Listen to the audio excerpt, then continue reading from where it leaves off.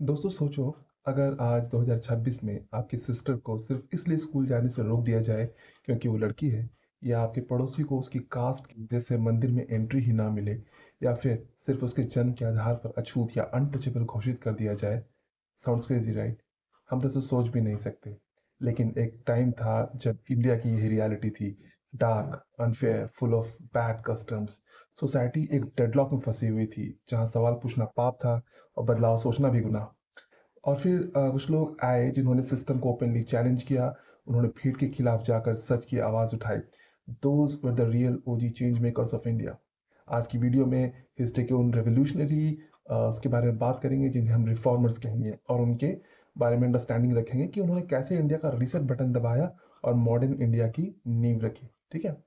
तो ऐसे कुछ रिफॉर्मर्स थे। उनके बारे में जानने के लिए हमें अभी 100-200 साल पीछे चलना पड़ेगा। ठीक है? 200 साल पीछे चलते हैं। और 200 साल पीछे का 19th सेंचुरी इंडिया, जिसमें ब्रिटिश रूल चल रहा था और देश पॉलिटिकली गुलाम था। लेकिन उससे भी ज़्यादा खतरनाक थी सोशल गुलामी। समाज पुरानी मान्यताओं की जंजीरों में थोड़ा जकड़ा हुआ था। और सबसे बड़ी प्रॉब्लम जो थी, सरप्राइजिंगली, थी वो वुमेन की कंडीशन। पहली और सबसे दर्दनाक कंडीशन थी ये। जो वुमेन थी वो घर की चार दीवारों तक ही सीमित थी। ना उनको एजुकेशन थी प्रॉपरली, ना प्रॉपर्टी में राइट्स थे, ना कोई इंडिपेंडेंट आइडेंटिटी। और सबसे भयानक उसमें से कस्टम था, वो था सती प्रथा। इमेजिन करिए, एक महिला को उसके पति की चिता पर जिंदा जला दिया जाता था। कई बार प्रेशर से, कई बार ज़बरदस्ती। स्केरी है ना? लेकिन ये कोई स्टोरी नहीं, ये एक अनफॉर्चुनेट रियलिटी है इंडिया की। और दूसरी बड़ी प्रॉब्लम जो थी इंडिया के उस टाइम पे, कास्ट सिस्टम और अनटचेबिलिटी थी। ठीक है? आप किससे बात कर सकते हो, किससे शादी कर सकते हो, कहाँ बैठ सकते हो, कहाँ से पानी पी सकते हो, सब कुछ आपका बर्थ यानी जन्म तय कर लेता था। अनटचेबिलिटी इतनी गहरी थी कि कुछ लोगों की परछाई भी अशुद्ध यानी इम्प्योर मानी जाती थी। यह सिर्फ सोशल सिस्टम नहीं था, ये ह्यूमन राइट्स का टोटल वायोलेशन था। लेकिन अगर ये सब था तो इसके रीज़न क्या थे? ठीक है? तो इनके पीछे जो कुछ प्रोमिनेंट रीजंस थे वो थे सुपरस्टिशन यानी अंधविश्वास, एजुकेशन की कमी, धर्म की गलत डिस्क्रिप्शन या व्याख्या बोल सकते हैं, ब्रिटिश की पॉलिसीज जो डिवाइड एंड रूल करने में इंडियन को कमज़ोर कर रही थी वो भी थी। बेसिकली बदलाव की बहुत ज़रूरत होती है और तभी एंट्री होती है हमारे सोसाइटी में रिफॉर्मर्स की। तो सबसे पहले रिफॉर्मर की बात करेंगे, द मॉडर्नाइजर राजा राम मोहन रॉय की। ठीक है?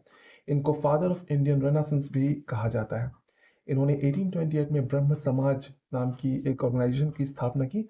और उनका मिशन था धर्म को लॉजिकल बनाना, अंधविश्वास को ख़त्म करना और समाज को एकजुट करना। उनका सबसे बड़ा अचीवमेंट क्या था? 1829 में सती प्रथा को बैन करवाना। ठीक है? उन्होंने British governor lord William Bentinck को कन्विंस कर दिया और सती प्रथा को इलीगल डिक्लेयर करवा दिया। सोचो, एक इंसान की आवाज से हजारों महिलाओं की जान बच गई। He was truly a voice of reason, right? उसी के साथ आते हैं हम दूसरे बंगाली के बारे में। जो एक रिफॉर्मर थे वो थे ईश्वर चंद विद्यासागर। ईश्वर चंद विद्यासागर, इनका फोकस था वुमेन डिग्निटी। उस समय पे जो विडोज थी जिनके हस्बैंड्स की डेथ हो जाती थी, उनकी हालत बेहद खराब थी। कम उम्र में शादी, पति की मौत और फिर पूरी जिंदगी सफेद कपड़ों में बिना किसी खुशी, हैप्पीनेस और प्रिविलेजेस के बिताना। विद्यासागर ने इन अन्याय को चैलेंज किया और 1856 में विडो रिमैरिज एक्ट पास करवाने में बहुत बड़ा रोल प्ले किया। उन्होंने कहा, अगर पुरुष दूसरी महिलाओं से शादी कर सकते हैं तो विधवा क्यों नहीं?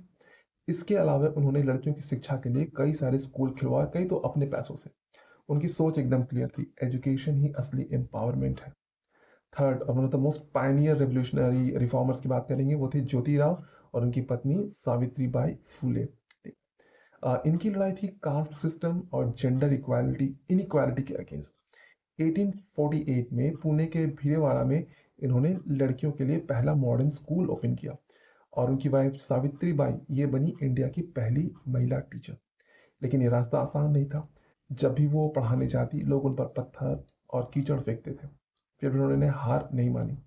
उन्होंने उन बच्चों को एजुकेशन दी जिन्हें समाज अछूत कहता था। ठीक है? So they didn't just teach subjects, they taught dignity. और ये उस टाइम पे बहुत रिवोल्यूशनरी था, बिकॉज मोस्टली बाकी सब तो एक नॉर्मल सोशल नॉर्म्स को ही फॉलो कर रहे थे। अब बात करते हैं स्वामी दयानंद सरस्वती की। ठीक है? इनको द रिवाइवलिस्ट भी कहते हैं।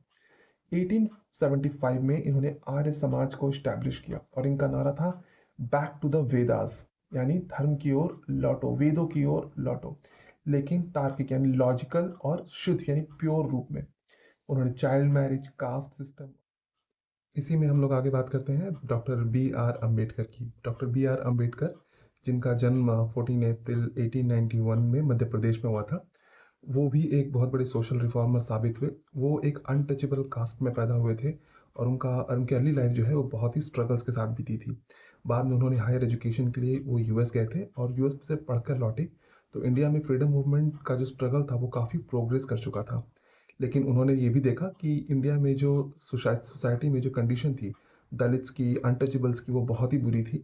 इसलिए उन्होंने सोचा कि पहले इनको एक सोशल एलिवेशन, सोसाइटी में उनकी जो पोजीशन है उसको ऊपर उठाना पड़ेगा, इनको मेन स्ट्रीम में लाना पड़ेगा, तभी आज़ादी का कोई, इंडिपेंडेंस का कोई मतलब होगा। इसलिए उन्होंने कई तरह के मूवमेंट्स किए, जैसे कि सबसे प्रोमिनेंट है टेम्पल एंट्री मूवमेंट। और उन्होंने यहाँ तक कि मंदिरों में जाकर अपने अनटचेबल्स और दलित्स को ये भी कहा कि वहाँ के टैंक से वो पानी भी पिएँ। हालाँकि जो अपर कास्ट के लोग थे उनको ये सब बिल्कुल चीज़ें पसंद नहीं आई, लेकिन ये रैडिकल थिंकिंग और रैडिकल सोच और ये जो एक्टिव एक्शंस थे उनके, इसने बहुत हेल्प किया आगे जाकर इनकी पोजीशंस को ऊपर उठाने में। अब बात करते हैं बंगाल के एक सोशल रिफॉर्मर की, जिनका नाम है हेनरी लुई विवियन डेरोजियो। ये जो थे 17 साल की उम्र में एक टीचर बन गए थे, लेक्चरर बन गए थे कलकत्ता के हिंदू कॉलेज में। ये एक बहुत बड़े पोएट भी थे। इन्होंने, इनकी पढ़ाने की जो स्टाइल थी, जो टीचिंग की शैली थी, वो इतनी अच्छी थी कि इनसे बच्चे बहुत इम्प्रेस्ड रहते थे और इनका इन्फ्लुएंस बहुत बढ़ गया था बच्चों पे। इनफैक्ट इनके स्टूडेंट्स को देरोजियंस ही कहने लगे थे लोग। इन्होंने यंग बंगाल नाम के एक ग्रुप की भी इस्टेब्लिशमेंट की थी और 1828 में एक और ग्रुप बनाया था जिसको एकेडमिक एसोसिएशन भी कहते हैं। और याद रखने वाली बात है कि इसी एकेडमिक एसोसिएशन ने 1830 में एक मैगजीन निकाला था जिसको पार्थेनॉन भी कहते हैं। और आखिर में बात करते हैं अलीगढ़ मूवमेंट की। अलीगढ़ मूवमेंट स्टार्ट हुआ था सर सैयद अहमद ख़ान के द्वारा। सर सैयद अहमद ख़ान ने मुस्लिम्स में अवेयरनेस और एजुकेशन को बढ़ावा देने के लिए इसको स्टार्ट किया था। इसके दो मेन ऑब्जेक्टिव्स थे। पहला ऑब्जेक्टिव था ओरिएंटलिस्ट के इम्पैक्ट से बचाना मुस्लिम्स को, और ये साबित करना कि Islam is the only one true religion. And इसका सेकंड ऑब्जेक्टिव था कि मुस्लिम्स में साइंस और मॉडर्न एजुकेशन को प्रमोट करना, ताकि वो एडमिनिस्ट्रेटिव सर्विसेज का ज़्यादा से ज़्यादा पार्ट बन सकें। और इसका सबसे फाइनल कल्मिनेटिंग पॉइंट जो था वो था 1875 में अलीगढ़ मुस्लिम यूनिवर्सिटी का इस्टेब्लिश होना। जब इस चैप्टर को आप पढ़ेंगे इवेंचुअली, तो आप देखेंगे कि इसमें कई सारे विमेन राइटर्स के बारे में भी मेंशन है और ऐसे कई विमेन रिफॉर्मर्स के बारे में भी मेंशन है जिन्होंने विमेन के लिए काफ़ी काम किया। प्लीज़ उनको भी स्किप मत करना, उसको भी, उनके बारे में भी डिटेल में आपको पढ़ना है, स्पेशली द ईयर्स जो उनमें मेंशन हो। और रामकृष्ण मिशन के बारे में भी आपको पढ़ना है और नॉन ब्राह्मिकल मूवमेंट्स वगैरह के बारे में भी आपको पढ़ना है। और ये पढ़कर आप इस चैप्टर के लिए प्रिपेयर हो जाएंगे। प्लीज़ ऑर्गेनाइजेशंस और ग्रुप्स के नेम याद रखना और उनकी इस्टेब्लिशमेंट का डेट ज़रूर याद रखना। I hope this helps.